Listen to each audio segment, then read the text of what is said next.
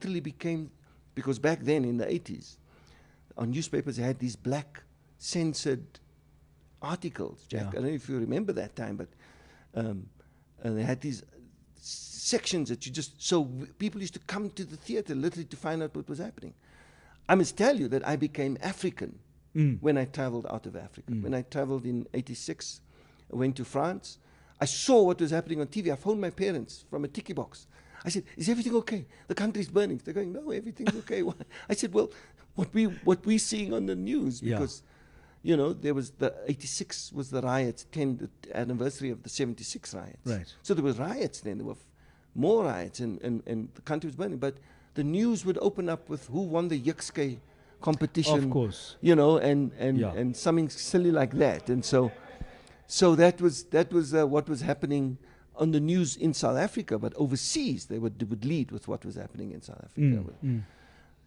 Then I also realized who I was, the way people treated me overseas as an African. I wasn't treated as an African in South Africa. Yeah. You know, they had this group areas. We were called colored people. Blacks were called blacks, and Indians were called Indians. And no one had the title African, because they were taking that away from us as well. Suddenly I realized what I was. I was African, because I grew up very American. We grew up with American music, American culture, American movies. Yeah. When TV came out, we watched American TV shows. And that's still prevalent today, right? But I became, of course, but at least we're telling our stories. And that's where I come from. I love the fact that that period taught me to be an activist, didn't teach me to be an activist. I had no choice but to be. And performance was your method of activism. And writing. And you know writing, what I mean? You wrote Yeah. and you performed what you experienced every day. I mean, people still don't believe. I tell my kids we got kicked out of restaurants. They go, what? Why did they ask you to leave the restaurant? It's because we want the right color. Because our kids don't go up to date with color. They don't get it. Yeah. You know, my kids are going, really? What do you mean? You were the wrong color? And I tried to explain to them. They couldn't understand that. And I said, that was what apartheid was all about. So much so, Jack, that when we started, you and I together, you'll talk about that in another episode, I would imagine, our guild, our union for actors, there was a wonderful one called back in the day called SAFTU, you know, but that kind of died away. Yeah. So that we had to take up the fight. You fight for something that you love, and we love this industry. And I just want to commend you. People don't know this about Jack, is that he's not only a very good actor and a respected person in the industry, but he's also you're still the chairperson. That's right. And you have been for Thank you. many years the chairperson of the South African Guild of Actors. Yeah, I was thank the you. very first person, but I saw what was coming. I saw who was coming. I handed it over, I think, at the right time. Yeah. And it has grown to the only voice for actors Yeah. that's asking the right questions and demanding the Interesting right things. you say that, because it's something that I feel I missed, because I look now around me and we reach out to you, and there are so many others. If South Africa needed to make a list of its activists, it would be a phone book. Yes. It would be names upon names. And that's what I miss, though, because they were all accessible to you at that time. Yes. And you were one of them, right? Yeah. So now, years later, and I'm so many years younger than you. So He said, I'm just I miss the fact that I didn't have around me the number of activists that you did, the number of people who actually got their hands stuck in, and they carried the placards, and they made their voices heard. Yeah. So I suppose, which is why I never want to let you go. You know, you're important to me. There's still so much I need to learn from you, and there's still so many things that the next generation, the people that I'm trying to help, they're probably going to learn it from me. But where do I get it from? I get it from you. Yes. Well, you know, we've got the constant Carlin there. Yeah. But I hear you, and that's exactly what I had, I suppose, back in the day. I had these mentors. I had the Ramala Machenas, and I had Patrick Shai and Arthur Malepos, and Manny Manham was there, and Janice Honeyman, and lots of other people that could show us the way, and who fought for us, you know. John Ludwaba, those guys. It was just great. So we carry that legacy and we pass it on. Yeah. That's what we do. That's what we do. It's interesting what you said earlier about you had to be in the fight. You didn't have an option. Is kind of what you said. You didn't, yeah. And I look at the industry and I think, but it demands that kind of passion. We are so passionate about our work, whether we are writers or performers, crew even, you know. It doesn't matter where you fit into the production process. I see people every single day who are so absolutely committed to it because it is their passion. This industry is their passion. Yeah. And if you ask yourself, would I fight to protect this? Would I fight for my brother? Would I fight for my sister to protect this? Would I stand side by side with them? Absolutely you would. Yeah. And I think that's a point that it's something that can't be said enough, is that we will always be driven by that passion. You know, Jack, I have so much faith in this nation still. Yeah. We can't also now at this point help being political beings. As much as we try to ignore, when you've gone through what we've just gone through half an hour ago in load shedding, and I drove through the traffic getting here going, why do the traffic lights have to be out during load shedding? Why do we have to have load shedding? You can't help but become a political person. That's what I mean. True. You become conscious. And that was what's happening with us back in the 70s and 80s. Yeah. But my point I'm trying to make is I have such belief in the potential of this nation. Yeah. I have such hope still for this nation. And especially for our industry, of course, but on a whole for this country. I know people are leaving and they're giving up and the elections are coming now and there's this happening in the world and that's happening in the world but this country still has so much potential and I believe in it and I will fight for it. I will not leave. I will not leave for this country. I will not leave for my industry or for values and things that I believe in. You know, I suppose I'm an activist in that way. And I think the politician part is actually so close to you in your life. I know that you are on a first name basis with so many of these very, very active, well-known, much loved and respected politicians. Somebody who's just seems to be getting interested in party politics now is Roger Jardine, and I know you know him. Well, Roger and I were affected by that same teacher, Moira de Groot. I never mentioned the name. Okay, great. Roger and I, he was her favorite. Roger.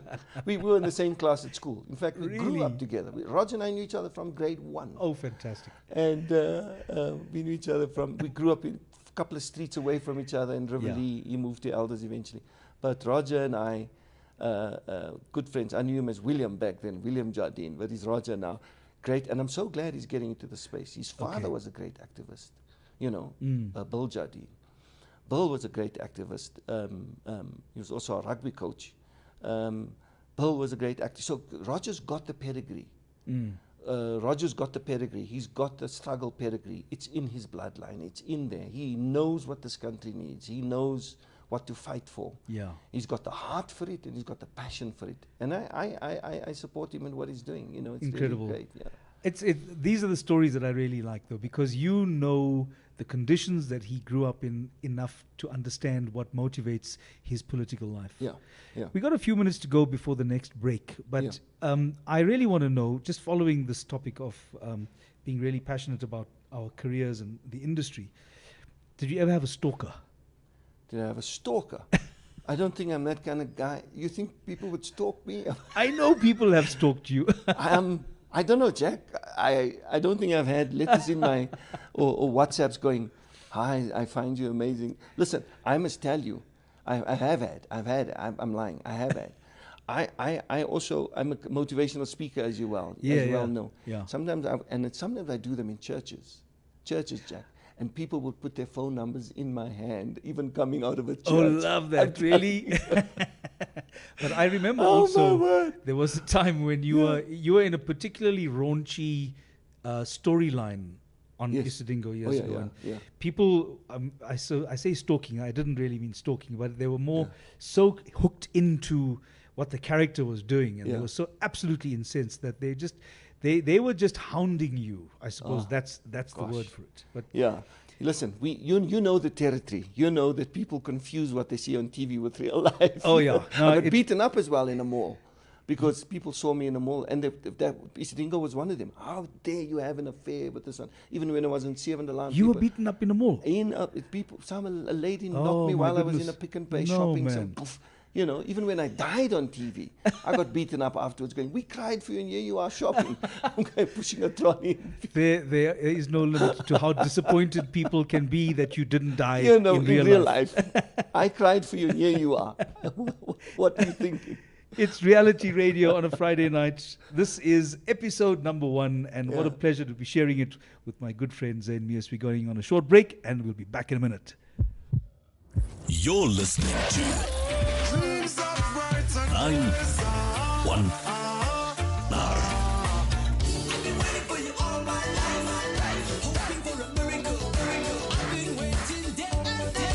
919. You're listening to 919. We all love a good story. Stories of love and life. Stories that entertain and inspire. And the best stories are the ones that happen to be true.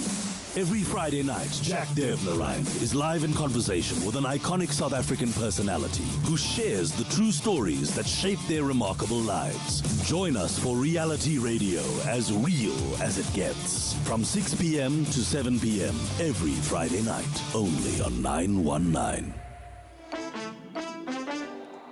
Reality Radio, as real as it gets, only on 919. It's Reality Radio on a Friday night. It's what we do every Friday night from 6 p.m. to 7 p.m. We talk about real stories and real people's lives. We have in studio Zane Meas, but I would also love to hear your stories as well. So here's the studio WhatsApp line for 919. If you'd like to send us a message, if you've got a voice note or some reflection of a story that you'd like to share, the WhatsApp line for studio is 084 221 2919. We're on Instagram as well at iFeel919 and on X at iFeel919. That's what we're going to do every Friday night. So share your stories, because I'm going to be in studio with some of my friends and some of the most remarkable South Africans that you've had engagements with. You might have seen them in the media, you might follow them on social media, but we've got them in studio right now. It's Reality Radio. Zane, one of the big things in your life right now, and one of the reasons you are so unavailable, is the Fatherhood Foundation. Yes. Where did that start? Because that must be a real story and a half. Well, I must tell you, it started back in 2006. I have 6 sisters, so I'm the only boy in my family, and I'm the youngest. So I have 6 sisters. No, I was not spoiled. No, not at all. I love them dearly, though. They put me through varsity, by the way. It was just fantastic, my family. But 3 of them are single mums. And that used to bother me. I used to see them as single mothers going, but I know the men, I know the fathers of my nieces and nephews. And I was a father figure to many of my nieces and nephews. Yeah. Then when I get invited as a celebrity to go and do talks, and I noticed there's always more women and children than men, and I was wondering, what happened to our men? Where are our men? Did some research and found out that 2/3 of our homes are single-parent homes. 2/3. 2/3. That means more kids are now growing up without a dad or a father figure or a male role model in the house than kids who are. And this then affects society. Yeah. Society then has more teenage pregnancy, more gang violence, more drug abuse, more teen suicide. All of these social ills can be directly linked to fatherlessness. I'm not discounting women. Women are doing too much. I'm not discounting the role of mothers. Thank God for single mothers. I say this everywhere I go. I say single mothers are literally holding our country together. Yeah. But men need to step up. So I've got a lot of respect for single women, but men are caught in the cycle because they grew up without fathers. They grew up without role models and dads. So they perpetuate this. They then make children who grow up without fathers, and the cycle just continues. So I believe that acting is my career, Jack. It's what I do, this performing stuff that we're talking about. That's my career. But the calling, I would almost call it a calling of my life, is to speak to men about the importance of manhood and fatherhood and what this fatherhood thing is all about. When I wrote a book called Daddy Come Home, because I believe the place of one's greatest influence as a man and father is in the house, not in society, not at work, not out there being a captain of industry and a leader and all of that. It's being a good dad at home. That's your greatest gift you can give anyone. So my first book is called Daddy, Come Home. Yeah. And when I wrote this book, I had to, of course, now research. What does father mean? The definition of father. And it had all these different, I went and looked at different dictionaries and different things, and the root, the source, the anchor of the home, the pillar of this family, the strength, all of those kind of things. But my definition that I wrote in that book is, he's the founder of a lifestyle. The lifestyle we enjoy, Jack, and the manners we learn, and the strength that we have, and the person we emulate as men comes from that guy, Dad. Yeah. Whether we knew him or not, he still affects us. Because lots of men are affected by not having a dad. Yeah. So their lifestyle, the founder of a lifestyle, the lifestyle they carry, is because of their dads. You know, so for me, that then was a light coming on for me. Founder of a lifestyle. It came, however it came, you know, but this is what I write about. So I get men to understand why they are important. Yeah. Especially when they have kids. And do you also catch them before they have kids so that they're looking for the right kind of models? We try to. I do a lot of schools programs. We catch them in schools. Yeah. I do social behavior change programs in school. We do lots of stuff. When I started in 2006, I'm not, you know, say this with all humility. There was no one else speaking. Lots of people were speaking about man and being a manhood and that kind of stuff. No one was talking about fatherhood. Now we have over 20 organizations that tackle fatherhood. Yeah. Because they realize that's the core, that's the beginning, that's the foundation. You get that right, you restore family, you restore men to their place in the home, suddenly things fall into place. You know, gangs, prisons are full of, every time I do prison ministries, I go speak to people in prison. If only I had my dad, if only I had a mentor, if only I had a role model, I would not be here today. And that comes up regularly? It comes up all the time. The importance of men and fathers cannot be understated. It's probably anyone's greatest calling. It's you know, it's the foundation of society. I believe that. You know, so this is what I do in my spare time. I wear the cape of I speak at events, I hold seminars, I hold camps. I have one-on-one counseling. I do all sorts of stuff just to get men and fathers and young boys to understand the importance of manhood. What are the kind of activities that you would do that gets the most engagement, that gets the most interest? People really plug in and they really start to listen. What kind of activity do you do with them that brings them into the heart of the conversation? Well, it's the activity that I would say is the most effective is once I lay out to them just the importance of for example, let me tell you the story. We're talking about stories. Yeah. It's never the men that come to me and say they have an issue, because men will never admit that they have problems. You know how men are. Men can never be wrong. They can never apologize. Yeah, and they're never going to ask directions. They might be going the wrong direction, but they're never going to stop and say, am I going the right way to this place? We just think we're going to know it and figure it out as we go along. As I always say, when I get something wrong, when I then tell my wife, I will always humble myself and say to her, I forgive you. Exactly. I must use that one. I'm going to use that one. Use it sparingly. Yeah, it's always women that come to me and say, please come and talk to my husband. I would like him to just be a man in the house. And so I do this. I eventually sit down and talk to men one-on-one. And this guy, his wife said to me, please, he's very violent at home. There's some violence happening in the house. In fact, their 17-year-old son would lock himself in the room and dad came home. But the 13-year-old daughter was talking to them like they were the kids and she was the parent. Really? So there was the order was out. The order was completely out. And he would give her the money. He would say, here's my paycheck. Sort out everything. She had to pay the bills. She had a husband, but she didn't have a man in the house. Yeah. So she was playing a dual role, and that's what's happening to lots of women. She has to play mommy and daddy. And he's there, but he's just violent and not interacting with the family. So eventually I get him about 3-4 times it takes me to get this guy just to sit down. So I always ask a lot of questions, Jack, but I come down to that one question. What's your relationship with your dad like? Because he's the founder of your lifestyle. So this guy says to me, no, he doesn't get on with his dad. I say, why not? He says, well, his dad's a very violent person. So I want to say to him, well, your wife says that's what you are at home. Yes. But I say to him, okay, tell me an early story of your dad. What do you remember about your father? He says, well, his father's one of those guys who works on the car all the time, mechanic. If he's not working on an engine, he's washing the car. If he's not washing the car, he's listening to cricket or rugby in the car. But everything's around the car. So one day he's about 7, he's playing in the sand there, and his dad is working in the engine, and his father says to him, boy, pass me the spanner there. Now he's 7. What does he know about spanners? Right. Plus his father's got one of those toolboxes. When you open it, it makes these trays, Yes. And his father's not very neat, so the tools are just laying like that. He picks up the first spanner, gives it to his dad. His dad takes it, looks at it, and he throws it against his son's chest and says, no, man, the 13. I want the 13. Yeah. Get me the 13. So this is what his dad used to do, get violent when it comes. And so when he sees his father working on the car, he's not going to hang around. He goes and plays in the next street. Yeah.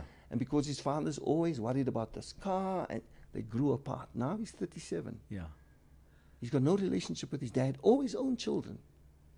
There's a disconnect. So I say to him, go back and ask your dad how his relationship was with his father. He says, Zane, I don't talk to my dad. I say, please do me the favor, go. Comes back a couple of weeks later. I can see when he walks in, this man looks a little different. I say, what happened? He says, well, he went home, had a cup of tea with his mum, showed his mum the pictures with the guy from East and Seven the Line.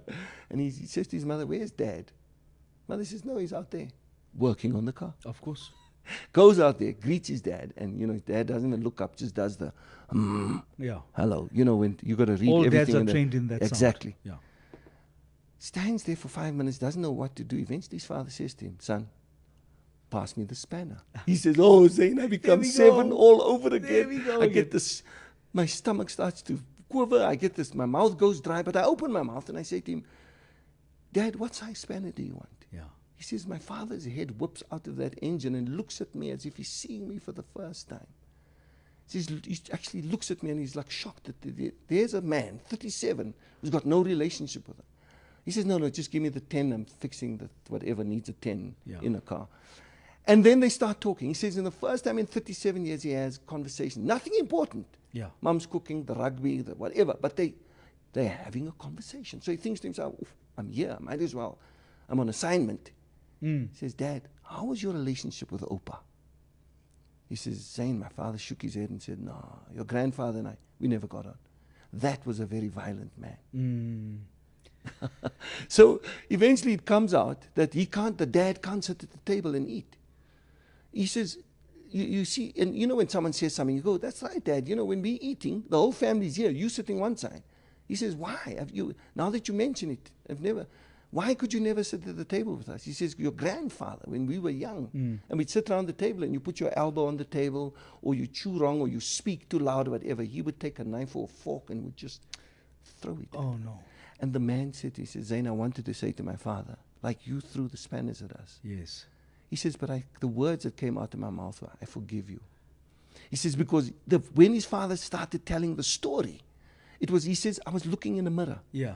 It was like I was seeing an older version of the same pain, the same confusion, the same anger, the same regrets that I feel inside. I was looking in a mirror of an older version of myself, and I'm going, now I know why I am like I am, and why this man is the way. It's not him. It's his father. It's the founder of his lifestyle. There's a saying in the Bible, Jack, that says, the sins of the father get visited to the children, to the 3rd and the 4th generation. So sometimes we're sitting with issues that we have that's not even ours. It belongs to our great-grandfather, and it's just been carried over in that same cycle that our men in South Africa are caught up in. And we're repeating the cycle. We're repeating the cycle. And we need to recognize that, to break it. In all of that, in 30 seconds, do you have a sense that the celebrity, and I know you don't think of yourself as a celebrity in its typical sense, but all your years of performance, has that given you a certain persona that people then relate to better? Because you can then talk to them about these issues. Yeah. Absolutely. It absolutely helps. I've always, what's the point of being famous if you can't use it for good? Yeah. I know you're exactly the same. But we do that. We pitch up at an event, people go, oh, this guy's coming, you've seen him on TV. But not only that, he's got a good message about being a good dad, or or mums, we're going to help bring up kids. It's and all of that. So it definitely helps. Yeah. Zane, thank you for your stories. Thank you for your message. Thank you, Jack, for having me, man. This was Reality Radio, the very first episode on 919. Everyone, thank you so much for listening. My apologies for the glitch earlier when we had to deal with the load shedding and the power failure. But certainly we're going to be back next Friday from 6 p.m. to 7 p.m. Make sure you join us then for Reality Radio on 919. Reality Radio, as real as it gets. From